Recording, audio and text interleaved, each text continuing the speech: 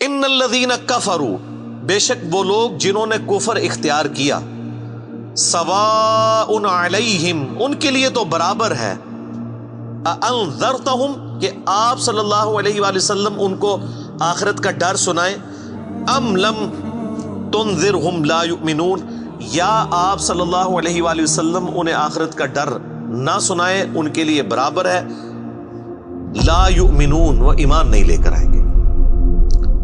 اچھا، اس کا یہ مطلب نہیں ہے کہ جو کافر ہے اس کو آپ نے تبلیغ نہیں کرنی ہے۔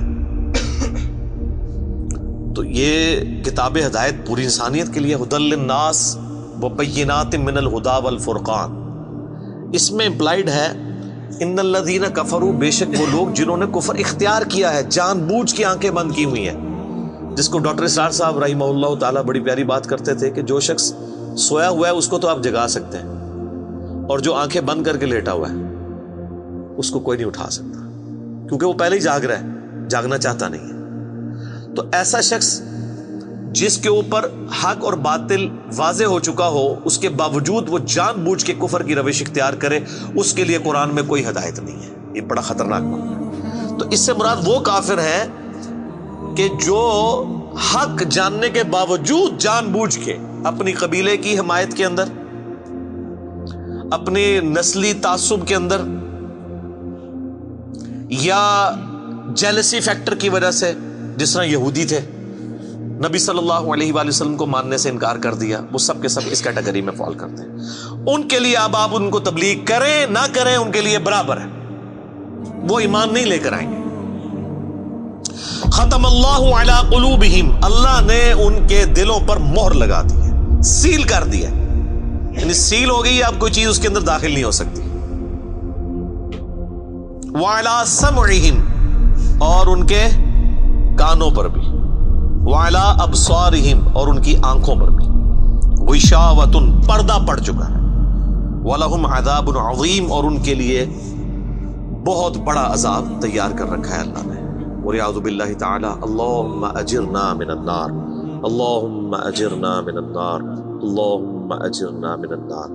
اچھا، قرآن کا طالب علم جب اس طرح کی آیات پڑھتا ہے نا تو وہ پریشان ہو جاتا ہے کہ بھئی قرآن تو بہت سٹریٹ فارورڈ ہے، اور آپ دیکھ رہے ہیں کہ اللہ تعالیٰ کے مزاج میں وہ چیزیں نہیں ہیں جو آپ کو میٹھے میٹھے وائزین بتاتے ہیں۔ اس لیے میں کہتا ہوں کتابوں کا خدا اور ہے اور بابوں کا خدا اور۔ قرآن بہت سٹریٹ فارورڈ ہے، کیونکہ یہ کلام کرنے والا کون ہے؟ اللہ، بے پرواہ ہے، اور وہ اسی پیشن کے ساتھ بات کرے گا تو آپ بھی اللہ کو سیریس لیں گے نا۔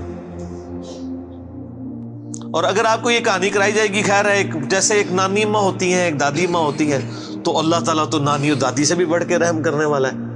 یہ کہانی، یہ کس آیت میں، کس حدیث میں لکھی ہوئی ہے یہ بات؟ اور میں اس کو پھر اینٹی وینم الزامی جواب کے طور پہ، پھکی کے طور پہ کہتا ہوں کہ اگر یہ نانی دادی اور ماں کے ساتھ آپ اللہ کو تشبیہ دے رہے ہیں اس کی محبت کو، تو کیا یہ نانی دادی اور ماں والی محبت اللہ تعالیٰ کی ابو جہل اور فرعون کے ساتھ بھی ہے؟ تو سارے کہیں گے نہیں۔ تو جو کلمہ پڑھ کے اللہ کے نافرمان اور باغی ہے ان کے ساتھ بھی ہے؟ نہیں۔ جو اللہ کی طرف رجوع لے آئے ان کے لیے، پورے قرآن میں ایک آیت بھی ایسی نہیں ہے کہ جو اللہ کا باغی ہو، رجوع نہ لانے والا ہو، اللہ کہتا ہوں میں اس کو معاف کرنے والا ہوں۔ ہمیشہ یہ ہے کہ جو توبہ کر لے، اپنی اصلاح کر لے، رجوع لے آئے۔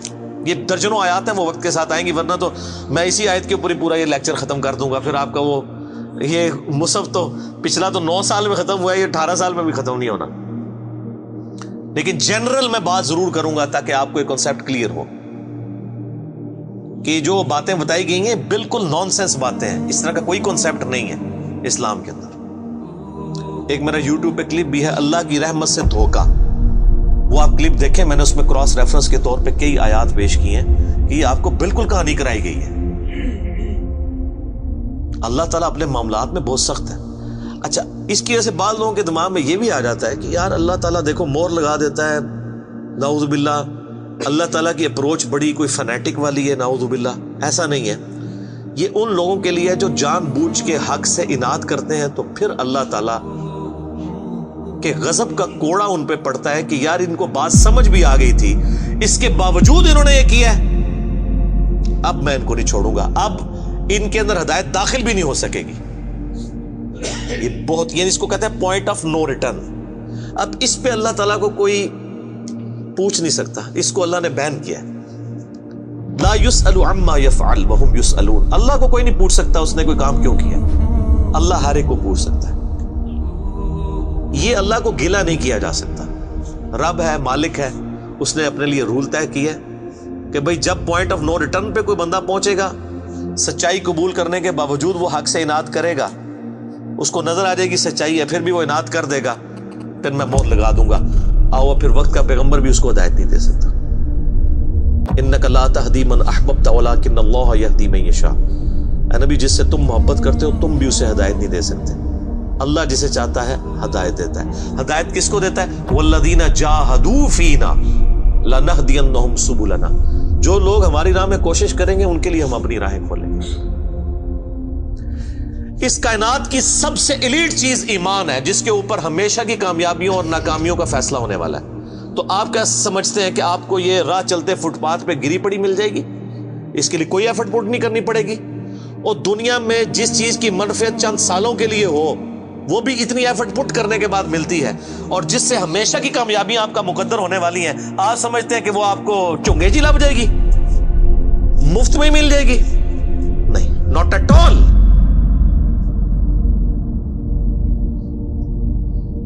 میری وائف نے جب پہلی دفعہ قرآن پڑھا نا شادی کے بعد، میں نے اس کو ایک قرآن کلاس ہوتی تھی رمضان شریف میں، تو میں نے کہا میں بچے وغیرہ میں دیکھوں گا، تم نہ صرف ایک دفعہ قرآن پڑھ لو تاکہ تمہیں پتہ چلے قرآن میں لکھا کیا ہوا ہے. قرآن آپ اکیلے بیٹھ کے تو ظاہر ہے اس طرح نہیں ہے، ایک ماحول ہوتا ہے، ایک ڈیکورم ہے، کلاس ہے جس طرح یہاں لوگ بیٹھے. تو رمضان میں پورا قرآن اس نے مکمل کیا نا، تو میں نے اس سے پوچھا تم نے کیا یعنی اس سے حاصل کیا؟ اس نے کہا جی اللہ بہت سخت ہے، اور جس خدا کا تعارف ہمیں ہمارے ماں باپ اور یہ معاشرہ کرواتا ہے وہ خدا نہیں ہے جو قرآن میں ہے. اللہ تو اپنے معاملات میں بہت سخت ہے.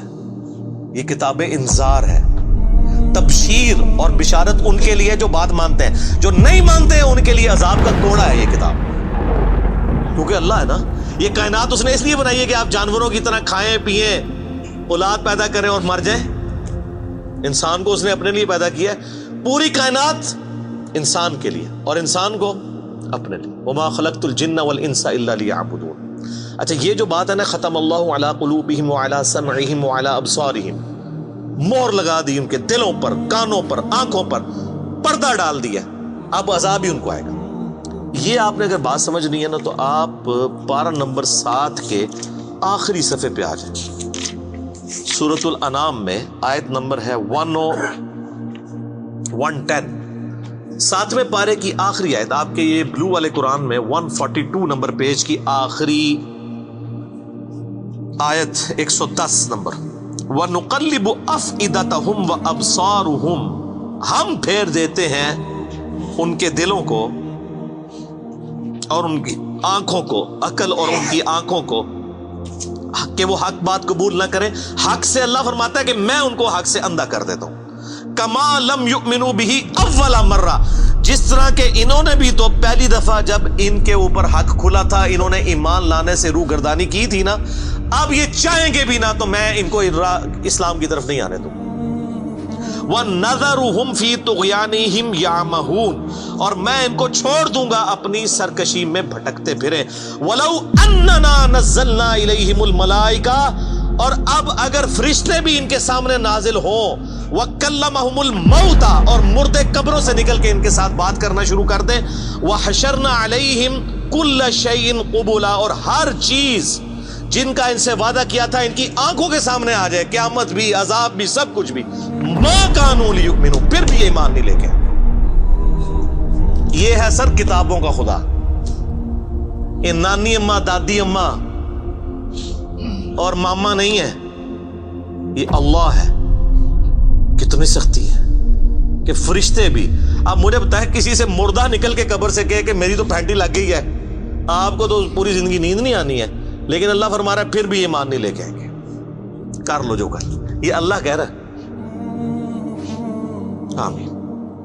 الا ان یشاء اللہ، ہاں اگر اللہ ہی چاہے زبردستی کسی کو اس طریقے سے ہدایت دے تو وہ الگ بات ہے. ولیکن اکثرہم یجہلون، لیکن اکثر لوگ جہالت کا شکار ہیں. وہ اپنی وشفل تھنکنگز کے اندر، امانیہم جنہیں کہا گیا ہے، وہ ان میں پھر رہے ہیں، پھرتے رہے۔ اللہ تعالیٰ اپنے معاملات میں بہت سخت ہے میرے بھائیوں، اللہ کو سیریس لینے کی ضرورت ہے۔ ظاہر ہے اس کائنات کی ایک ہی حقیقت ہے، وہ اللہ ہے، اگر اس کو کوئی سیریس نہیں لیتا تو اللہ تعالیٰ کے لیے کیا ہے؟ وہ تو اپنے نبی سے 3 دفعہ قرآن میں کہلوا رہا ہے، قل انی اخاف ان عصیت ربی عذاب یوم عظیم، اے نبی تم فرما دو کہ بالفرض اگر میں بھی اپنے رب کی نافرمانی کروں تو مجھے خود اس بات کا ڈر لگا ہے کہ بڑے دن کا عذاب مجھے بھی آ پکڑے گا۔ جی سورۃ الانعام، سورہ یونس، سورہ الزمر، 3 سورتوں میں یہ ایک آیت 3 دفعہ آئی ہے۔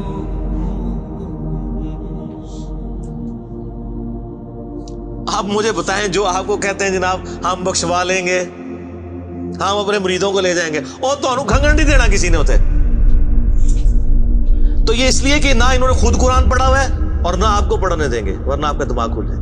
او جی گاڈ از آل لونگ، یہ کرسچنز نے بھی ایک دھوکہ دیا ہے نا، گاڈ از آل لونگ، تو میں نے ان کو بھی پھکی دی تھی کہ اگر گاڈ از آل لونگ ہے اور وہ آل لونگ کا کانسیپٹ پھر صوفیاء کے ہاں ادھر مسلمانوں میں بھی داخل ہوا، وہ جی اللہ کو ہماری نمازیں چاہیے، اور سر اللہ نے کب کہا مجھے تمہاری نمازیں چاہیے؟ اللہ کہتا ہے تمہیں تمہارے لیے نمازیں چاہیے، اللہ کے لیے نہیں، اپنے لیے۔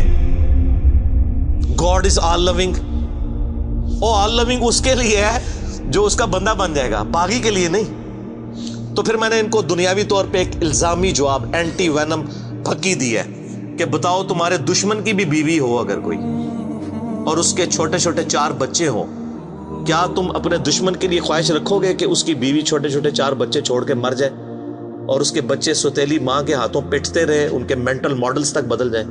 سارے کہیں گے نہیں نہیں جی، کیوں نہیں؟ دل پسیجتا ہے۔ اچھا آپ کا دل پسیجتا ہے اور آپ نے ہمیں یہ کہانی کرائی ہے کہ اللہ تعالیٰ ماں سے اتنے گنا اور دادی سے اتنے گنا اور نانی سے اتنے گنا محبت کرتا ہے، تو وہ اللہ روزانہ ہزاروں ایسی عورتوں کو موت کیوں دیتا ہے جن کے 4 چھوٹے چھوٹے بچے ہوتے ہیں؟ اس پہ ساروں کی زبانیں گنگ ہو جاتی ہیں۔ اگر وہ آل لونگ ہے کیوں موت دیتا ہے؟ آپ تو اپنے دشمن کی بیوی کو بھی موت نہ دیں، وہ روزانہ ہزاروں ایسی ماؤں کو موت کیوں دیتا ہے جن کے چھوٹے چھوٹے بچے ہوتے ہیں؟ اس کا مطلب ہے آپ نے جو احساسات ڈیولپ کیے ہوئے ہیں کہ اللہ اپنے بندوں کے ساتھ یہ کرتا ہے، وہ نہیں ہے۔ اللہ اپنے احساسات کا اسیر نہیں ہے، اللہ کے وہ جذبات نہیں ہیں جو آپ کے ہوتے ہیں، وہ بے پرواہ ہے۔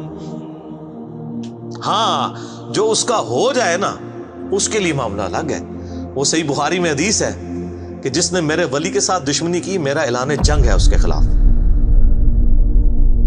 اور انسان میرا قرب نہیں حاصل کرتا مگر فرائض کے ذریعے اور نوافل پہ استقامت کے ذریعے اس لیول پہ پہنچ جاتا ہے کہ میں اس کے ہاتھ بن جاتا ہوں جس سے وہ پکڑتا ہے، میں اس کے کان بن جاتا ہوں جس سے وہ سنتا ہے، میں اس کی آنکھیں بن جاتا ہوں جس سے وہ دیکھتا ہے، میں اس کے پاؤں بن جاتا ہوں جس سے وہ چلتا ہے۔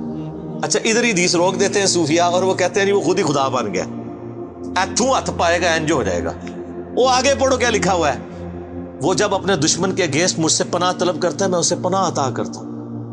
اگر وہ اللہ ہی سے پناہ طلب کر رہا ہے تو وہ پھر ہاتھ مارنے جو گا تو نا یہ ہاتھ بن جاتا ہوں، پاؤں بن جاتا ہوں، کان بن جاتا ہوں، اس سے مراد یہ کہ اس کا اوڑھنا بچھونا پھر میں ہی بن جاتا ہوں۔ قل ان صلاتی و نسکی و محیای و مماتی للہ رب العالمین، اے نبی تم فرما دو بے شک میری نماز، میری قربانی، میرا جینا، میرا مرنا سب اللہ کے لیے۔ اوڑھنا بچھونا اللہ بن جاتا ہے۔ اس حدیث کے آگے الفاظ ہیں، اللہ تعالیٰ فرماتا ہے مجھے کبھی کسی معاملے میں ہچکچاہٹ نہیں ہوتی سوائے ایک معاملے کے کہ جب مجھے اپنے کسی مومن بندے کو موت دینی پڑتی ہے۔ اللہ کہتا ہے میں بھی اس پہ ریلیکٹڈ ہوتا ہوں، کیوں؟ میرا بندہ موت کو ناپسند کرتا ہے۔ ظاہر ہے موت تو کسی کو بھی پسند نہیں ہے، انسان زندہ رہنا چاہتا ہے، اور یہ اللہ نے انسان کی کوالٹی رکھی ہے کہ اسے زندہ رہنے کی خواہش ہے۔ اسی لیے اولیاء اللہ بھی جب خطاب کر رہے ہو نا وہاں پہ اسپیکر پھٹ جائے تو وہ بھی یوں کر جاتے ہیں، لا خوف علیہم ولا هم یحزنون۔ کیوں کرتے ہیں؟ یہ نیچرل اللہ نے رکھا ہوا ہے۔ کسی اولیاء اللہ کو کہنا یہ سامنے یہ بٹ صاحب کے پاس جو بندوق بڑی خطرناک سی انہوں نے تانی ہوئی ہے، کسی اولیاء اللہ کو کہنا پڑھ لے کلمہ میں چلان لگاؤں، تو آپ دیکھ لیں اس کی کیا حالت ہوگی۔ یہ اللہ نے نیچرل رکھا ہوا ہے۔ موت تو اللہ فرماتا ہے کہ میں بھی ریلیکٹڈ ہوتا ہوں، وہ اپنی موت کو ناپسند کر رہا ہوتا ہے اور میں اسے موت دے کے اپنے پاس لانا چاہتا ہوں۔ پھر کیا ہوتا ہے؟ پھر تو وہ قرآن پاک میں سورہ حمیم سجدہ میں ہے نا کہ ایسے لوگوں میں پھر فرشتے نازل ہوتے ہیں، ان کو بشارت دیتے ہیں موت کے وقت. اور پھر سنن ابی داؤد میں، سنن نسائی میں بڑی ڈیٹیلڈ احادیث ہیں کہ جب ایمان والے کی موت کا وقت قریب آتا ہے تو باقاعدہ اس کو آمادہ کیا جاتا ہے کہ وہ خود کہ میں مرنا ہے. وہ جب سب کچھ دیکھتا ہے وہ کہتا ہے ٹھیک ہے جان دو. پہلے نہیں کہتا جان دو. بڑا مشکل کام ہے. پہلے کہنا کہ جان دو تو حضرت موسیٰ علیہ السلام تھپڑ کیوں مارتے ہیں اسرائیل کو؟ میرا وہ بھی کلپ چڑھا ہے نا بخاری مسلم میں حدیث ہے جو. تو یہ بہت سینسٹیو ایشو ہے. اللہ تعالیٰ کے بارے میں آپ اپنے دماغ کھول لیں. یہ آپ وہ کتاب کھول رہے ہیں جو بابوں کی لکھی ہوئی نہیں ہے کتاب. یہ اللہ کی نازل کردہ کتاب ہے. اس کو اسی طریقے سے سمجھنا ہے. شروع میں ہی آپ کا کانٹا نکل جائے گا تو آپ کو آگے قرآن سمجھنا آسان ہوگا. اللہ کے مزاج کو سمجھنا ہے آپ نے. اور یہ دماغ میں بات طے کر لینی ہے کہ بابوں کا خدا اور ہے اور کتابوں کا خدا اور. یہ آپ جو پڑھ رہے ہیں نا یہ وہ خدا ہے جس کا تعارف محمد رسول اللہ صلی اللہ علیہ وآلہ وسلم نے آپ کو کروایا. یہ وہ خدا ہے جس کا تعارف پیغمبروں نے کروایا اور پیغمبروں نے ان کتابوں کے ذریعے کروایا جو اللہ نے ان پہ نازل کی تھی. یہ مولانا روم کے مثنوی شریف والا خدا نہیں ہے، یہ قرآن شریف والا خدا ہے. وہ کہتے ہیں وہ مثنوی مولانا روم جو ہے وہ فارسی کا قرآن ہے. استغفر اللہ تو بولی ایڈیاں کہانیاں، ایڈے جھوٹ، اتنی انبیاء کی گستاخانہ واقعات اس کے اندر ہیں اور اس کو کہتے ہیں فارسی کا قرآن ہے. سر فارسی کا قرآن وہی ہوگا جو قرآن کا ترجمہ فارسی میں شاہ ولی اللہ دہلوی نے کیا ہوا ہے. باقی وہ کہانیاں لکھتا رہے وہ قرآن نہیں بنتا. تو یہ ساری میں نے گفتگو شروع میں ہی کانٹا نکال دیا.